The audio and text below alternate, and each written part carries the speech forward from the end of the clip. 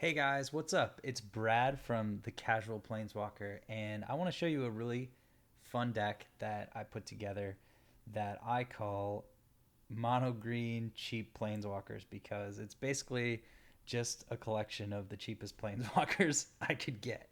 But it's really fun. It's definitely not, gonna win any crazy tournaments or anything anytime soon, but it's really fun to play. I really like it. So I'll just show it to you here. I just added this Arch of Erazka, but mostly Forest, a couple Nykthos because it's mono green and we kind of do lots of mono green stuff. So we got the Arbor Elves here, Utopia Sprawls, they work well together. Couple Secure Tribe Elders, one of my favorite creatures and cards ever. Um, a couple Azusas to let us drop more lands, and then the cheap planeswalkers begin. So by cheap, I mean these planeswalkers you can get for like a couple bucks maybe on Magic Online. So they're pretty cheap. Apparently, nobody wants to put them in their decks. I don't know why. But so the first one is Nissa Vastwood Seer and Nissa Sage Animist. It's pretty interesting. I actually like the card. When Nissa comes into play, she lets you go fetch a basic mountain, or mountain, a forest, and then as when she's a creature, then anytime a land enters the battlefield under your control, if you control 7 or more, you can exile her and bring her back transformed as a planeswalker. And then the planeswalker ability is reveal the top card of your library. If it's a land, put it in the battlefield. Otherwise, put it in your hand. Usually, that's what I've done. But the ultimate is, you know, it's been done a couple times. This deck makes a lot of mana, and actually has doubling season as well, which isn't quite as crazy as it was. Apparently, it was a bug. I didn't realize that, but there was a bug where whenever you added a counter to a planeswalker, it would also double the amount of counters that you were adding. So it was really, really crazy. That's actually what got me super into this deck. It's a little less insane now that they fixed that bug. I didn't realize that was a bug. I thought that was how doubling season worked. But anyways, even without that, it's still really fun. So that's our first planeswalker. We got Tireless Tracker. I've got a couple of those because they're the only ones I own. Um, Corsair Crew Fix, also amazing creature, pretty cheap, not too crazy. Here's another Nissa that nobody really seems to want. So Voice of Zendikar. First ability is to create a 0/1 green plant creature token. The second is to put +1/+1 counters on each creature you control, which is actually pretty powerful. And the ultimate is gain X life and draw X cards, where X is the number of lands you control. So again, we try to put a lot of lands into control, so a lot of these abilities do well with that. If we get up to 7, that can be pretty powerful. And you notice I have 4 in here, so I don't really mind like playing one and doing a minus ability and then playing another. The Nisses aren't like the most crucial things ever. This is actually one of the cool parts about the deck is that people don't expect you to have this many planeswalkers. So they put a lot of emphasis and focus on killing, especially the first planeswalker that they see. So a lot of times that's Nissa because she only comes out on, turn 3, maybe turn 2 if you get your Arbor Elf thing going. And she does. I mean, she's a planeswalker, so she gets a lot of attention and heat. And I'm actually able to beat a lot of like aggro-y type decks because they spend all their time, their resources trying to kill my planeswalkers because I think we have it in our heads that we have to kill planeswalkers, but there's just more coming. Like if you let the first, you might spend all your resources killing the first Nissa or whatever, but then Garrett comes along and then we got some other ones. So Garrett Wildspeaker, not too bad, but again, you can get it really cheap on Magic Online, probably like $1 or something. I can't remember, but it's got untap 2 lands, which can be really fun with like Nykthos or Nykthos. I guess it can be super duper fun. You can untap 2 target lands, or the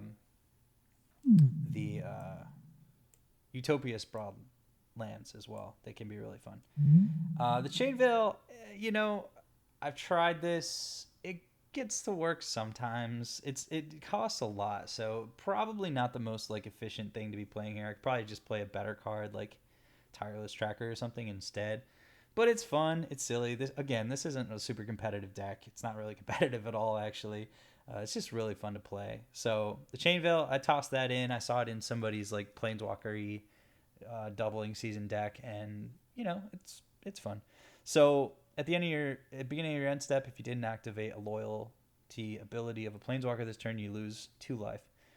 So it's forcing you to activate Planeswalker abilities. And then you pay 4 and tap it. For each Planeswalker you control, you may activate one of its loyal abilities once this turn, as though none of the loyalties. So basically, you get to activate a Planeswalker twice instead of once. So it's pretty fun. It's definitely like a win more sort of card. But it is super fun when it works. Doubling season, really amazing. If you create 1 token, you create 2. Well, actually, it just doubles however many tokens you create.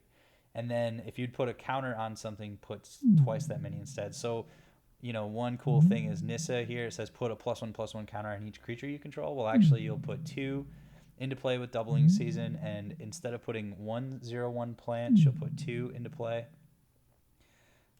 Nissa Vital Force, another cheap Planeswalker. Doesn't cost very much. Apparently, nobody wants her. She's actually pretty cool. She's pretty good. Tap target land you control until the next turn. It becomes a 5/5 elemental with haste. I've definitely won some games with that. It's pretty awesome. Sometimes you have to use a second ability, return target permanent card from your graveyard to your hand. It's just handy to have that. And then the last one is pretty cool too. It definitely, things can get pretty crazy if you have Courser of Crewfix plus Azusa, so you're putting out multiple lands per turn. And then you have, something like this where the emblem, whenever a land enters battlefield under your control, you can draw a card. That's really fun. And then I've got, so that's Vital Force, and then we've got Nissa. There's a lot of Nissas. Nissa got pretty cheap. You can get her for pretty cheap. This one's pretty cool too. Nissa Worldwaker. Target land you control becomes a 4/4 elemental creature with trample. It's still a land. That actually stays permanent. So, if you do that a bunch and get wrathed, you're really in trouble. But also you get 4/4s with trample. So it's pretty awesome. But I actually use the second ability, I think, the most, which is untap up to 4 target forests. So sometimes with the Utopia Sprawl Forest, that can mean you get a lot of mana. She can kind of replace herself a lot of times when she comes out. Then she can, untap lands so that you can play more stuff. And then the last ability is search your library for any number of basic land cards, put them on the battlefield, then shuffle your library. Those lands become 4/4 elemental creatures with trample. They're still lands. That one's just super fun if it happens, which it does happen more often in this deck than in a normal deck because we have so much ramp and kind of protection stuff. So basically, you get to pull out all your lands and they become 4/4 tramples. Again, if they have a wrath, you're totally out of the game.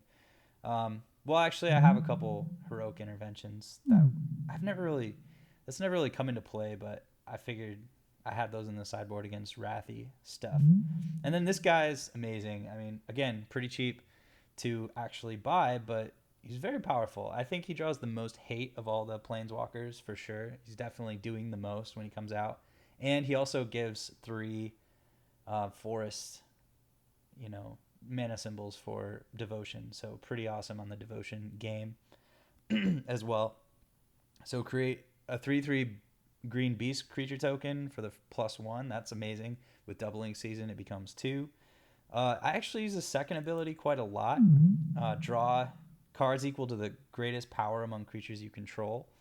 So a lot of times that will come out and I just need, I need to get ahead of the other player, so I'll just draw a bunch of cards. So that could just be 3 from one of the tokens that it generated before, which is still pretty good to draw 3 cards. But sometimes it's 6 or more. Sometimes Tireless Tracker is pretty big, so he'll draw me a lot of cards.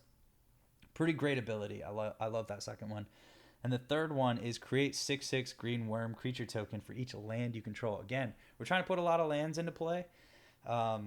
So we generally have a lot of lands in play, so these abilities get to be pretty awesome. That's usually a game ender. Actually, I've had many times where I do that and then have doubling season out as well. So it's okay, let's say I have 7 lands. I get 7 6/6s, but actually I get 14 6/6s. So there, it's a game ender. It's pretty crazy. A lot of scoops happen after that. And then this guy just added recently because I ponied up the dough for another deck, and I was just like, well, maybe it'll work well in this one. Um, I don't know. Definitely, if you're watching this in the comments, leave some suggestions on how to improve this deck because I'm sure there's different ways to take it.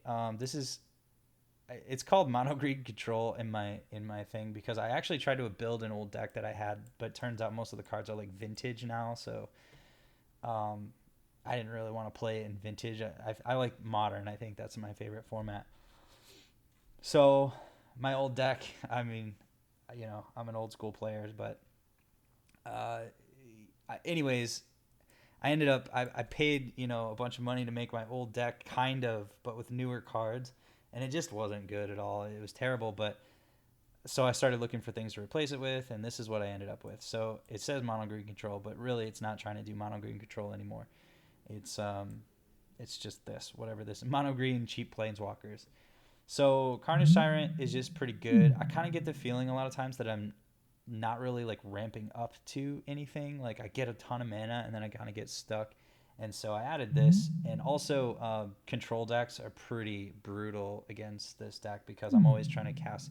Like if they can lock me down before turn two, and start countering spells, it's really tough because I'm usually trying to play multiple spells in a turn. If they block that ability, then it gets real slow. So I figured this guy might be good against some of the blue control decks.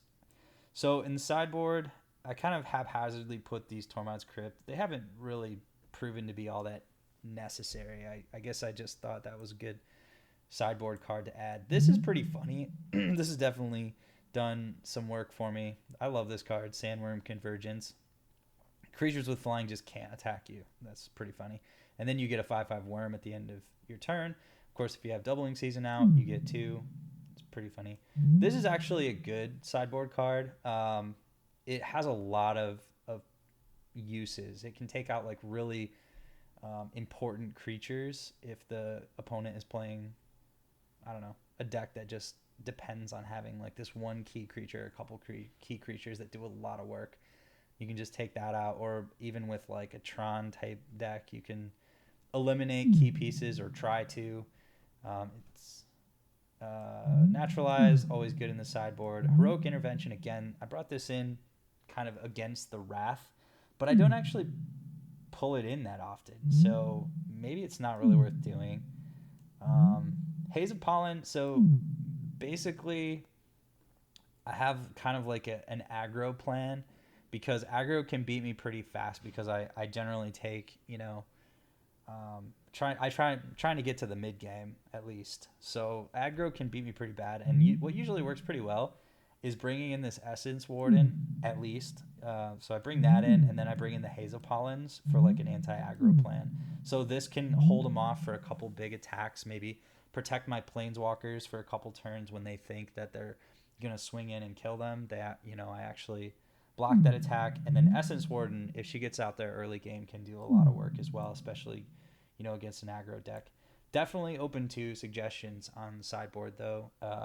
I'm sure it can be improved. I'm sure there's lots of different ways to take this deck. So definitely let me know in the comments. But we're going to jump in and play some games with mono green cheap Planeswalkers.